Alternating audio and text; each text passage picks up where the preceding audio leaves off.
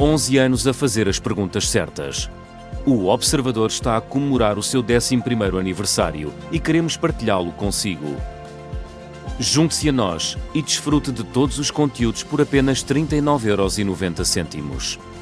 Assine o Jornalismo Independente, agora com 58% de desconto em observador.pt.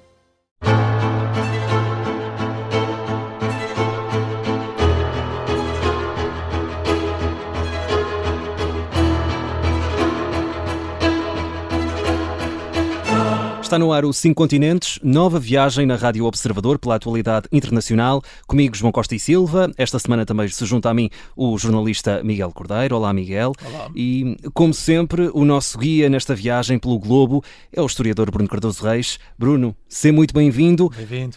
Uma semana atribulada por aí em Washington.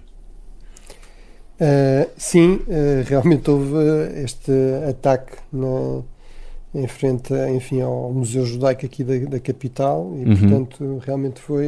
Eu estou aqui a dar aulas na Universidade de Georgetown, como provavelmente os ouvintes mais atentos saberão, mas a Universidade de Georgetown tem um campus, tem um dos seus polos junto a esta zona. Este museu fica mesmo na Judiciary Square, portanto é a zona onde estão os principais tribunais. Não é o Supremo fica relativamente próximo dos tribunais aqui locais, vamos dizer assim. Também a delegação do FBI fica literalmente na esquina. Há um outro museu também importante e depois no outro quarteirão fica este polo da Universidade de Georgetown, que tem nomeadamente também a Faculdade de Direito. Portanto comecei a receber avisos aqui. Nós temos um sistema de alerta para qualquer problema na universidade e portanto comecei a receber avisos a dizer que havia um incidente lá para não irmos para a zona.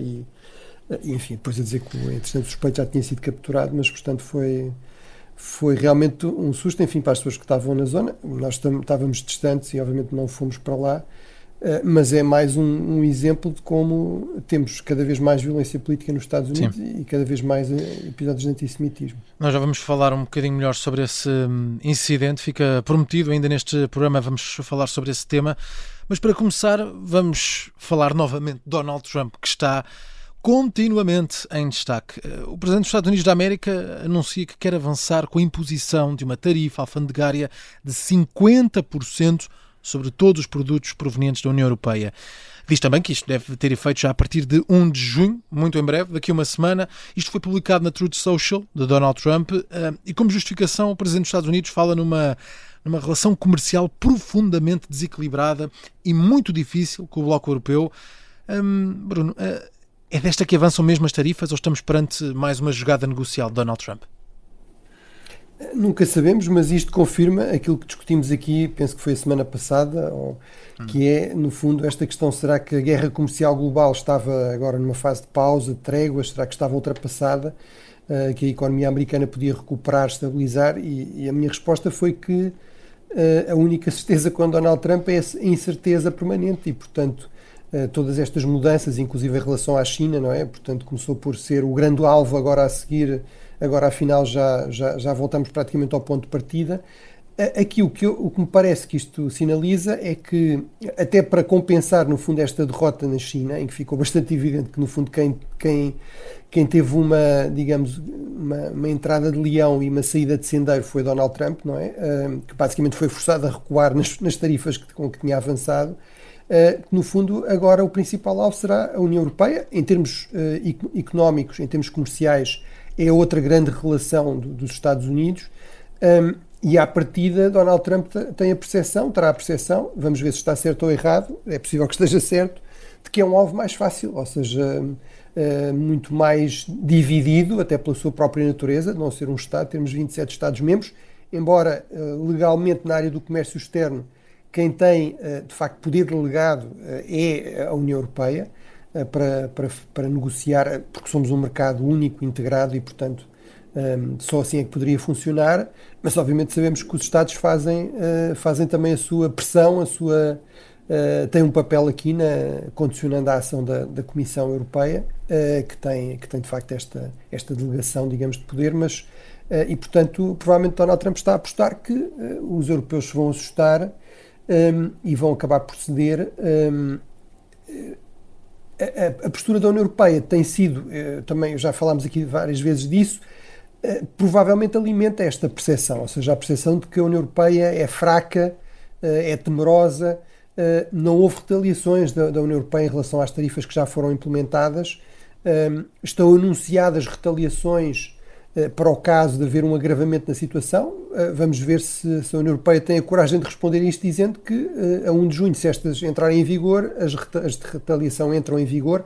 Claro que se percebe a postura da União Europeia neste sentido, que é as tarifas são uma coisa má, são um imposto, vão provocar inflação por regra, vão limitar as escolhas dos consumidores, são sobretudo péssimas num contexto em que já há uma enorme incerteza na economia global, portanto aumentou ainda mais esses problemas, mas a verdade é que em termos de estratégia negocial a mim sempre me pareceu duvidoso que fosse muito avisado, no fundo, passar esta mensagem de que para já a Europa não ia retaliar, ia tentar negociar sem retaliar. Até porque Donald Trump vai querer declarar aqui algum tipo de vitória e, portanto, se não há medidas retaliatórias em cima da mesa para depois as retirar, como aconteceu com a China, o que é que vai acontecer? Vai ter de haver cedências reais em questões reais. Já agora, e para terminar, não é verdade aquilo que diz Donald Trump, que esta relação é altamente assimétrica e desvantajosa para os Estados Unidos. Pois. Ele só fala no déficit que tem no comércio em bens, por exemplo, automóveis, mas não fala no superávit muito significativo que os Estados Unidos têm nos serviços, nomeadamente na economia digital. À partida, os europeus até estão muito preocupados porque são bons nas velhas indústrias, mas não são muito bons nesta nova economia digital. E, portanto, o déficit é muito menor do que isso. E todos os economistas, também a generalidade dos economistas, dizem que ter, digamos, relações económicas perfeitamente equilibradas é quase uma impossibilidade e não é necessariamente bom para a economia americana. Até porque os setores são diferentes. Sim. Exatamente, e portanto, mas de facto esta é uma opção de Donald Trump e claramente, e terminava com este ponto, ele nunca escondeu isso e eu também fui sempre destacando isso, independentemente dos nossos ouvintes terem mais ou menos simpatias ideológicas ou pela personalidade de Donald Trump, do ponto de vista dos interesses europeus, Donald Trump é um mau presidente, era um mau candidato, é um mau presidente. Ele tem claramente uma visão muito hostil da Europa e deixou claro que em duas áreas-chave, nesta questão comercial, das relações comerciais e na questão também da segurança, que ele, aliás, também utiliza como forma de fazer pressão, na questão da NATO, teria posturas muito hostis ao que eram os interesses europeus. Basta recordar, no caso de Portugal, que Portugal, o principal destino de exportações fora da União Europeia é os Estados Unidos e tem crescido, aliás, nos últimos anos, portanto, isso fica ameaçado com este tipo de postura. Uma relação cada vez mais complicada entre a Europa e os Estados Unidos. No entanto, Bruno, olhamos para o Reino Unido, há um novo acordo com a União Europeia e vamos explicar que acordo é este e será que podemos falar aqui num caminho que pode levar a um princípio do fim do Brexit? O New York Times tinha como título em relação a este acordo e, portanto, é aqui vamos dizer assim, uma entidade neutra, não é europeia, não é britânica, é norte-americana, e dizia, portanto, isto no fundo traduz a nova realidade da Grã-Bretanha como uma potência média nas questões comerciais, nomeadamente económicas, face à União Europeia, que na questão económica e comercial é realmente uma grande potência, é um dos maiores mercados, é um mercado mais rico a nível global, é um dos maiores mercados a nível global, a par dos Estados Unidos e da China, e portanto, basicamente, o que a Grã-Bretanha teve de fazer foi ceder, foi para poder voltar a exportar produtos agrícolas, aceitar as regras europeias nessa área, sem ter voto nessas regras, e fez isso também na questão das pescas, como parte deste acordo, ou seja, manteve as cotas europeias na questão das pescas, que era uma velha obsessão também dos defensores do Brexit. Noutras áreas, o potencial de cooperação é importante, mas ainda não está concretizado, pelo menos não em todos os detalhes. Na questão da defesa, há o anúncio da possibilidade da Grã-Bretanha vir a fazer parte deste pacote de 150 mil milhões para rearmar a Europa, para investir na indústria de defesa, desde que a Grã-Bretanha também contribua financeiramente para esse pacote, portanto também entre, digamos, como um sócio nesse processo, e uma coisa mais vaga sobre circulação de jovens. Essa era a grande obsessão, como sabemos, do Brexit, controlar as fronteiras, controlar a imigração. Como sabemos, o resultado foi o completo descontrole da migração, portanto, nunca houve tantos imigrantes para a Grã-Bretanha como depois do Brexit, chegaram quase a ser 800 mil, a maior parte deles de fora da Europa. mas a verdade é que, no fundo, isto significa não o fim do Brexit, mas realmente algo que também me pareceu evidente já na altura, e que escrevi, aliás, também no Observador, que era o Brexit nunca teria fim, neste sentido, que é a Europa não vai para lado nenhum, a Grã-Bretanha pode sair da União Europeia, mas não deixa de ser uma ilha europeia, e desse ponto de vista as negociações seriam permanentes, as negociações e as renegociações seriam permanentes, e provavelmente a Grã-Bretanha estaria numa posição de maior fragilidade e ter de fazer mais cedências, e foi realmente o que se concretizou aqui. Ou seja, a geografia pesa muito. Só para concretizar as coisas e terminar, estamos a falar sobretudo de produtos agrícolas. Ora, os produtos agrícolas são altamente perecíveis, portanto a Grã-Bretanha não consegue exportar em quantidade para outro sítio que não seja a União Europeia. A mesma coisa às pescas, aliás, são um grande mercado também, até por questões de tradição, digamos, de consumo de certos produtos. Este acordo, de acordo com as estimativas do governo britânico, vai representar à volta de 9 mil milhões de libras nos próximos anos, a mais para a economia britânica. O grande acordo, um acordo muito mais ambicioso, o grande acordo de comércio livre com a Índia, que é um dos grandes mercados alternativos, neste momento é o país com mais população no mundo, 1,4 mil milhões de pessoas, vai representar à volta de 5 mil milhões, ou seja, é praticamente, o acordo com a União Europeia é praticamente o dobro numa área muito mais limitada. E, portanto, isto mostra bem como esta ideia de que vamos para o resto do mundo conquistar grandes mercados realmente nunca foi muito realista, e agora a Grã-Bretanha está, no fundo, a reconciliar-se com essa realidade, até porque, como sabemos, a opinião pública mudou muito de ponto de vista, e hoje em dia há uma ampla maioria na Grã-Bretanha que reconhece que o Brexit terá sido um erro, e, portanto, isto é uma forma do novo governo trabalhista tentar corrigir um pouco os efeitos mais negativos disso. Bruno, só para rematar ainda neste tema, eu tive a oportunidade, há praticamente 10 anos, de acompanhar o Brexit, essa semana do Brexit no Reino Unido, particularmente na Escócia, e a questão das pescas e da agricultura era uma das questões mais forte da campanha. Claro que na Escócia não foi bem assim, até porque a permanência na União Europeia venceu, mas acabou por, como um todo, o Reino Unido votar pela saída da União Europeia. Como é que, a nível político, ficam aquilo que defendiam agricultores e pescadores, que essa saída da União Europeia, a campanha foi muito em torno destas pessoas, o chamado countryside, que acaba por ver tudo isto ficar basicamente como estava, ou até numa ligação ainda mais dependente da União Europeia? Eu ouvi alguns testemunhos ontem aqui nos canais britânicos e, portanto, basicamente temos os partidos mais à direita, quer os conservadores, quer sobretudo o Reform Party, no fundo o antigo partido do Brexit, do Nigel Farage, a dizer que isto é a traição, que é pôr em questão o Brexit, etc. Aparentemente os trabalhistas estão confiantes que isso não terá, pelo menos para eles, efeitos políticos negativos. Em termos desses setores específicos é interessante porque, por exemplo, no fundo a grande Associação de Agricultores da Grã-Bretanha apoiou este acordo, precisamente em nome do realismo, desta questão que é nós precisamos de vender, estamos a perder mercado e, portanto, não temos alternativas. Mesmo nas pescas, havia realmente pescadores a queixarem-se, a dizer que contavam com um aumento da sua cota e que isso não vai poder acontecer, e, portanto, mas também havia empresários das pescas a dizer isto é um bom acordo, nós temos aí um grande mercado, precisamos de estabilidade, de certeza, de garantir esse mercado. Do que é que serve, no fundo, apanhar peixe ou marisco, ou o que seja, depois não o conseguimos vender em quantidade, o mercado interno não é suficiente e se o grande mercado externo é a União Europeia. Portanto, parece realmente haver aí uma certa viragem de página neste sentido. Agora, também é evidente que não há apoio, inclusive os próprios trabalhistas não querem ir por aí, nem há apoio, aliás, nem paciência, creio eu, no resto da Europa para se pensar realmente em reverter o Brexit, em voltar a pôr a questão da adesão. Claro.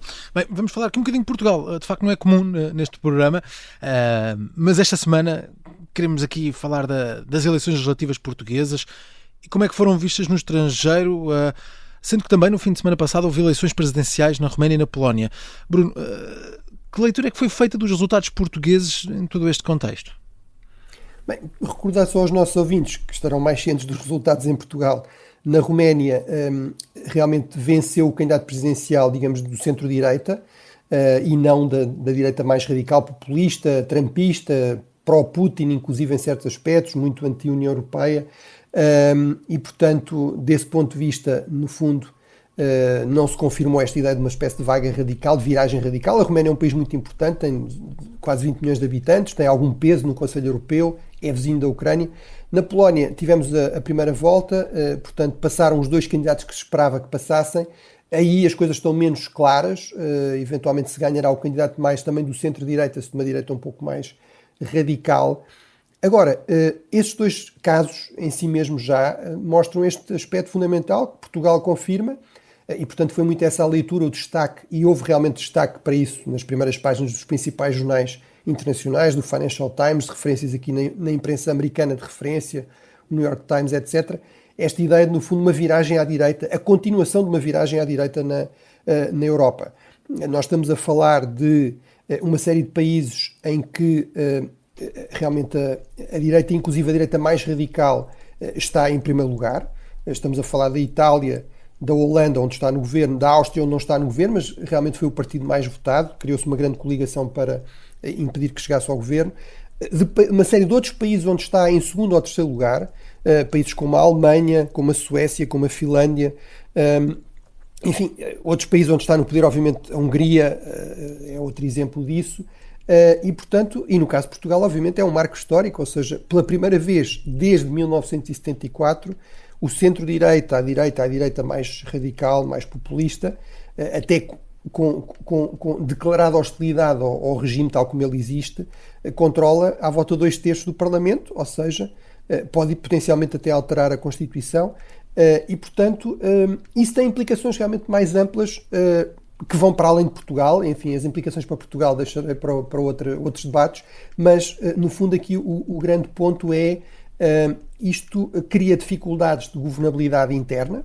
Em muitos países continua a haver este chamado cordão sanitário, que gera grandes debates. Em Portugal acontece, como acontece na Alemanha ou na Áustria.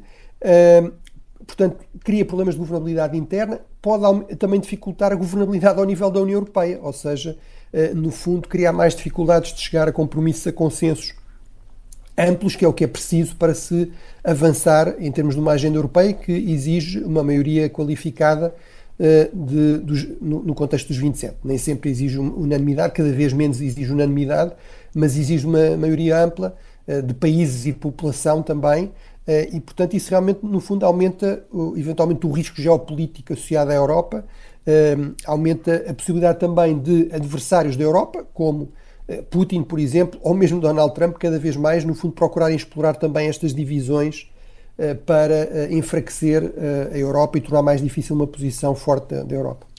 Bruno, nós vamos fazer aqui uma curta pausa nos 5 continentes. Na segunda parte vamos falar do Presidente da África do Sul, que também está em destaque esta semana, e respondemos também a uma questão de um ouvinte. É já a seguir. Até já.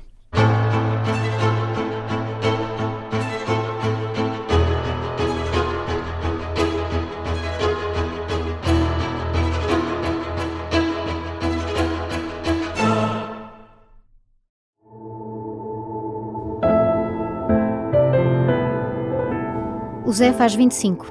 É um podcast de ficção para ouvir em 8 episódios. Uma coprodução Coyote Vadio e Observador, da autoria de David Neto e Manuel Pureza.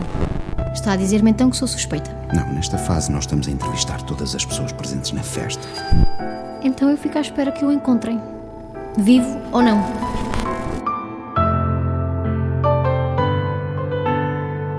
Episódio 1. A Última Dança. Pode acompanhar todas as semanas no site do Observador, nas plataformas de podcast e no YouTube. Onde é que tu andas, Zé? Este podcast de ficção tem o apoio da Citroën.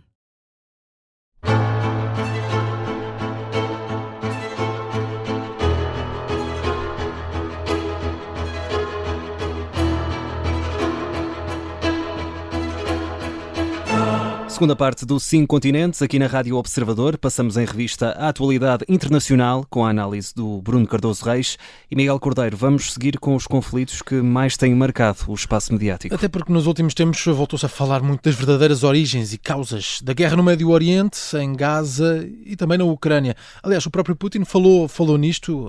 Bruno, quais é que são, na tua opinião, essas origens para estes conflitos e que conclusões é que podemos tirar daí para a paz poder avançar ou não nestes conflitos?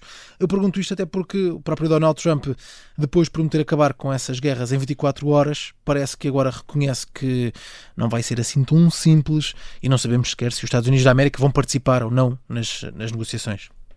Bem, sim, começando por esse primeiro tema, no fundo as últimas informações que temos é que afinal sim, e que eventualmente até irão decorrer no Vaticano, embora entretanto a Rússia já tenha levantado dúvidas sobre isso. De facto, como eu já expliquei aqui algumas vezes, o Vaticano não é visto como muito neutro, suscita alguma desconfiança numa Rússia muito nacionalista e em que Putin alinhou muito com a Igreja Ortodoxa, que é muito hostil ao catolicismo, em geral e em particular na Rússia ou na Ucrânia. Mas portanto, de facto, a questão da causa das guerras é um tema clássico. No fundo, dos primeiros textos que nós temos de história tem esse tema. Se formos ao chamado pai da história na tradição ocidental, o Heródoto, no fundo, a grande questão de que ele parte é exatamente porque é que houve uma guerra entre gregos e persas, não é? Tem uma grande tradição nos estudos internacionais, nas relações internacionais.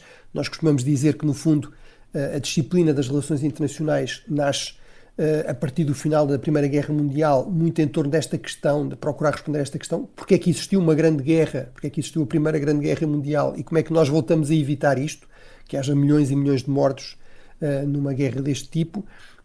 E portanto há toda uma literatura sobre a questão das causas da guerra. Mas aí geralmente há pelo menos uma distinção muito importante, que é entre causas imediatas, se quisermos o gatilho, entre causas próximas, e causas, digamos, se quisermos, estruturais ou contextuais, no fundo. E isso faz, de facto, uma enorme diferença.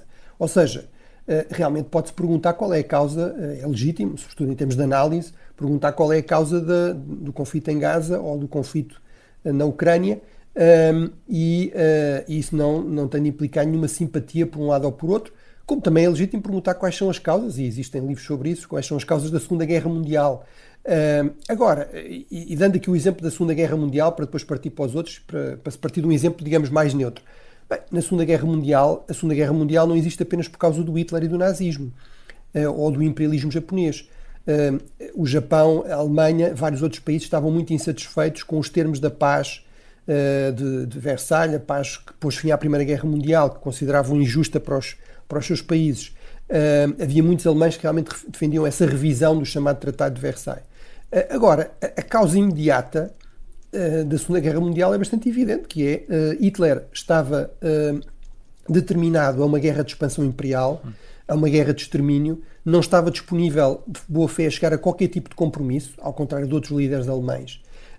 E o Japão também tinha ambições de expansão imperial na Ásia que eram incompatíveis com processos negociais. No caso da Ucrânia, é evidente que há aqui um contexto, que é a Rússia está insatisfeita com o fim da Guerra Fria. O próprio Putin declara, no fundo, o fim da União Soviética como o maior desastre geopolítico da história do século XX, isto num século em que houve nomeadamente a Segunda Guerra Mundial, e está insatisfeita. As elites russas não gostam do que eles chamam a expansão da NATO, ou seja, o alargamento da NATO, embora em grande parte ele se deva ao facto destes países do leste da Europa terem um enorme receio de uma Rússia novamente agressiva, o que cada vez mais se parece concretizar e, portanto, cada vez mais reforça essa tendência. Vimos isso com a Finlândia e a Suécia, não é? Que abdicaram de políticas de neutralidade num caso de um século, no caso da Suécia 2 séculos, precisamente para aderir à NATO.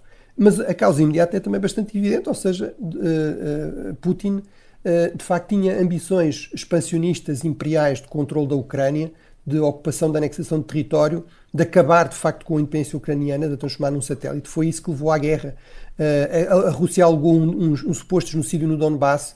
Ora, de acordo com as próprias autoridades separatistas, os mortos no ano anterior, em 2021, tinham sido qualquer coisa como 5 ou 6 pessoas, e quando a Rússia foi confrontada com esse argumento no Tribunal da Haia, e portanto o Tribunal disse apresentem as provas, a Rússia recusou, porque obviamente não tinha nenhumas provas para apresentar. Sim. E portanto o Tribunal declarou isso liminarmente como não válido. No caso de Gaza, é evidente que há todo um contexto de impossibilidade de chegar a uma solução negocial, de ocupação do território palestiniano desde 1967. Aí há muitas responsabilidades de líderes israelitas e de líderes palestinianos, mas é evidente também que o que causou este conflito, em concreto, a partir de 7 de outubro, foi realmente as ambições do Hamas, foi a sua agenda genocida, ou seja, de acabar com o Estado de Israel, que se concretizou nesse ataque, num ataque de uma violência extrema, um dos ataques terroristas mais violentos, mais mortíferos da história, em que mataram todo o tipo de civis, com todo o tipo de requintes de crueldade, e, portanto, isso permitiu também ao governo israelita, no fundo, justificar aqui uma absoluta prioridade à via militar. O Hamas, como sabemos, recusa um processo negocial, recusa chegar a qualquer acordo de paz com Israel, reconhecer sequer o seu direito a existir. Portanto, essa é a causa imediata, havendo outras causas contextuais. E, portanto, isto é realmente fundamental para se perceber as dificuldades, os problemas de um real processo de paz num caso e noutro, nomeadamente o facto de os beligerantes terem visões completamente e objetivos completamente incompatíveis e terem também um grau, digamos, de aversão mútua que, enfim, é, de certa forma é inevitável quando há um conflito armado, mas que neste caso é particularmente extremado. E, entretanto, Bruno, nos Estados Unidos da América, aí em Washington, na capital norte-americana, onde estás, houve o assassinato de um casal judeu-israelita ligado à Embaixada de Israel, à saída de um museu. Já falámos um bocadinho sobre isto na abertura do programa.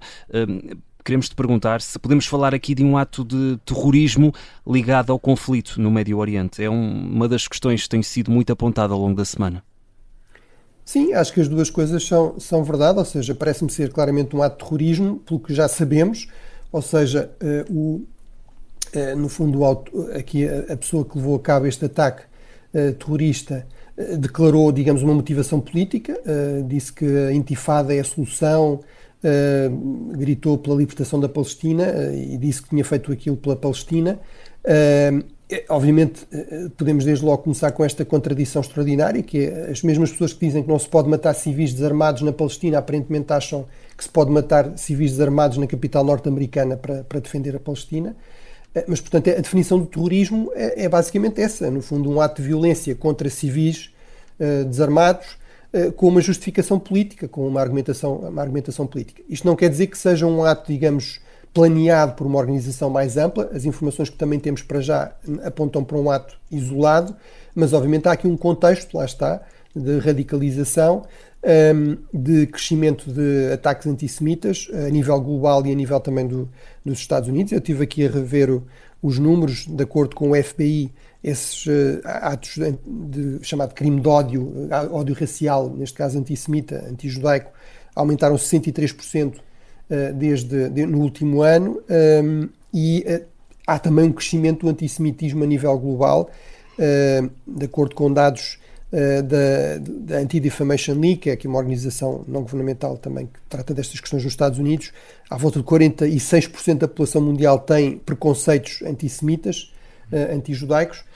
Obviamente nada desculpa esses preconceitos, nada justifica atos de terrorismo, mas é verdade que o contexto do conflito no Médio Oriente, de alguma forma, dá mais visibilidade a Israel e acaba por dar, ou por muita gente que já tem estes preconceitos antissemitas, no fundo sentir que esses preconceitos estão justificados, validados, que podem ser expressos publicamente, que podem levar a atos violentos e, portanto, realmente essa associação tem de ser feita. Vamos falar aqui de uma situação que aconteceu em Espanha. Estamos a falar de mais um assassinato de alguém ligado à Ucrânia, mas com ligações à Rússia também, em Espanha, um ex-político ucraniano pró-Rússia que acabou por morrer em Espanha. Temos aqui uma pergunta de uma ouvinte sobre este incidente. A pergunta à nossa ouvinte, Inês Amorim, pediu para se retomar precisamente este tema de como refere a nossa ouvinte, tropelias russas em todo o lado, incluindo assassinatos. Refere inclusive, e cito, a morte estranha de Couto dos Santos, que foi durante algum tempo cônsul da Rússia no Porto e deixou de ser quando a Rússia invadiu a Ucrânia. O que é que podemos dizer a respeito disto, Bruno? Realmente tem havido muitas dezenas de incidentes de sabotagem ou de tentativas de assassinato por parte da Rússia por toda a Europa. Eu recordo, por exemplo, que foi recentemente confirmado um incêndio num centro comercial na Polónia. Recordo, por exemplo, uma tentativa de assassinato que foi evitada do responsável máximo da Rheinmetall, da grande empresa alemã que fabrica nomeadamente os tanques Leopard. Tivemos pelo menos 2 casos, a par deste que foi mais recente, desta última semana, tivemos 2 casos. Tivemos também um piloto que tinha recusado continuar a combater na guerra de Putin e, portanto, tinha desertado e que estava a viver, digamos, com uma outra identidade em Espanha, também foi assassinado em 2023. Portanto, realmente temos um crescimento destes episódios de guerra na zona cinzenta ou seja, no fundo, ações que há uma elevada suspeita e, em alguns casos, acaba por se conseguir provar ao fim de alguns anos de investigação ou de mais ou menos tempo de investigação que há uma ligação à Rússia, mas essa ligação não é imediata. Também não são atos propriamente de guerra no sentido tradicional e, portanto, como já referimos aqui na semana passada, aliás, este é realmente o tipo de ameaças em relação aos quais todos os países europeus, inclusive os países do Sul, que não são, digamos, um alvo provável de uma invasão, de uma agressão convencional militar russa, têm de estar realmente extremamente atentos. Em relação ao caso Couto dos Santos, bem, para começar, os meus sentimentos à família, como foi referido pela ouvinte, é importante sublinhar que, de facto, havia esta ligação à Rússia. Couto dos Santos era cônsul honorário, portanto não era um cônsul, digamos, de carreira, até porque não era, obviamente, russo. Portanto, era uma função mais honorária, mas correspondia, digamos, a uma relação também que tinha a ver com negócios com a Rússia, mas em todo caso é preciso dizer que, de facto, dias depois da invasão russa da Ucrânia, Couto dos Santos demitiu-se dessas funções e, portanto, deixou claro a sua divergência com esta invasão. Pelo que eu vi pela imprensa, realmente parece haver ainda dúvidas exatamente sobre o que é que aconteceu. Poderá ter havido aqui uma questão de mudança de medicação, etc. Portanto, obviamente eu não sou um especialista nessa questão. Agora percebo que, enfim, tendo em conta este contexto, possa sempre haver algumas suspeitas e, portanto, aquilo que me parece que é fundamental, até também para descanso da família, é que, de facto, a investigação prossiga e se consiga perceber exatamente o que é que terá acontecido e, portanto, para já não temos dados que apontem, de facto, para uma ação da Rússia. Sim. Mas eu percebo que não se pode completamente afastar nenhuma hipótese e, portanto, também pelo que eu vi na imprensa, a investigação continua. Vamos seguir agora novamente para Donald Trump. Na verdade, vamos seguir para mais um encontro estranho na Sala Oval da Casa Branca. Um estranho encontro entre Donald Trump e o presidente da África do Sul, Cyril Ramaphosa, esteve na Casa Branca. E vamos lá perceber, Bruno, qual é que é a razão para esta visita e se achas que correu bem para o presidente da África do Sul? Bem, a África do Sul tem assumido uma diplomacia muito ativa e com algum nível de risco, ou seja, muito pró-russa em certos momentos. Eu recordo, por exemplo, a África do Sul insistiu em fazer uns exercícios militares um ano depois da invasão da Ucrânia com a Rússia, muito pró-palestiniana. A ministra dos Negócios Estrangeiros da África do Sul falou com o líder do Hamas poucos dias depois do ataque do 7 de outubro. A África do Sul foi, digamos, o país que liderou o processo acusando Israel de genocídio no Tribunal da Haia, e tudo isso tem suscitado muitas críticas da parte dos Estados Unidos e, em particular, da Heritage Foundation, que é, no fundo, o think tank mais, aqui um instituto de investigação mais próximo de Donald Trump, que, no fundo, desenhou o programa de governo de Donald Trump. Há um paper especificamente a acusar a África do Sul de ser completamente hostil à política americana e a dizer que isso tem de ter consequências, nomeadamente em termos de suspensão de ajuda e também de retaliações ao nível comercial. Sabemos também que Elon Musk, que é uma figura com alguma influência junto a Donald Trump, embora agora pareça estar em perda de influência, mas que é alguém originário da África do Sul e que também é muito crítico do atual governo sul-africano. Qual é aqui a questão para a África do Sul? A África do Sul, realmente, historicamente, o ANC tem muitas simpatias com a Rússia. A União Soviética apoiou o ANC. Aparentemente há muita gente no ANC que esquece que a Ucrânia também fazia parte da União Soviética, não era só a Rússia. Faz parte dos BRICS, portanto faz parte destes agrupamentos do Sul global, juntando também a China. Mas a verdade é que, em termos económicos, de investimento, de relações comerciais, de ajuda ao desenvolvimento, os países ocidentais, seja os Estados Unidos, seja a Europa, continuam a ter um papel fundamental. Os principais investidores na África do Sul são países ocidentais. Em termos de comércio externo, realmente a China lidera, mas logo a seguir vêm os Estados Unidos. E em termos de ajuda ao desenvolvimento, são realmente os Estados Unidos e a Europa que, sobretudo, têm um papel importante. E, portanto, Cyril Ramaphosa, que na verdade, para ser justo, faz parte da ala moderada do ANC, que em muitos casos não se revê nesta agenda mais radical, é um negociador muito experiente. Foi ele que foi o braço direito de Nelson Mandela nas negociações para pôr fim ao apartheid há 3 décadas atrás. E, portanto, no fundo, ele procurou aqui vir à Casa Branca para atenuar estas tensões.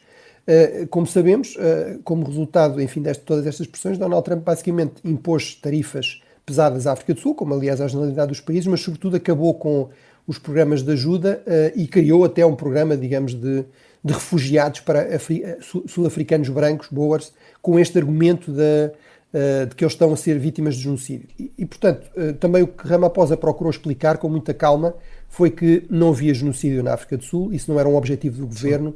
Ele tinha no seu governo, e trouxe, aliás, ministros brancos, sul-africanos brancos, inclusive o ministro da Agricultura, que também falou e que explicou a Donald Trump exatamente que estava no governo para evitar que estas vozes mais radicais tivessem influência na política do Estado sul-africano. É verdade que há problemas sérios de violência, de criminalidade na África do Sul.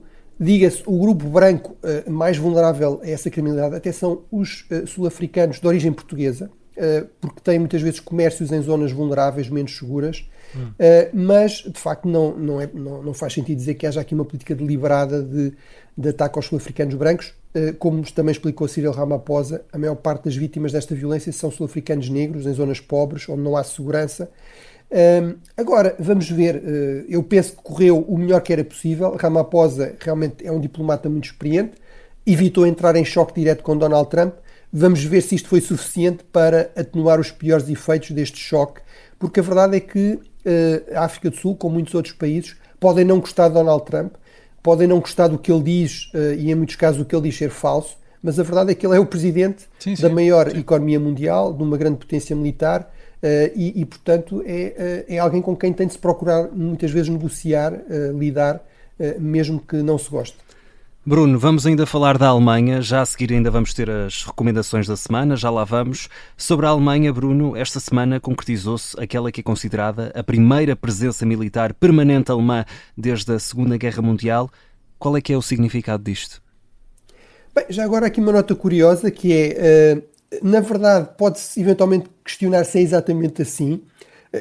A Alemanha teve uma presença militar permanente, tão permanente quanto estas coisas são, porque as circunstâncias mudam, na base aérea de Beja. A razão pela qual nós temos um enorme aeroporto em Beja é porque a partir de 1960 houve um acordo bilateral entre então a República Federal Alemã e Portugal, no contexto da Guerra Fria, e no fundo essa grande base servia para treino e também como uma espécie de base de retaguarda.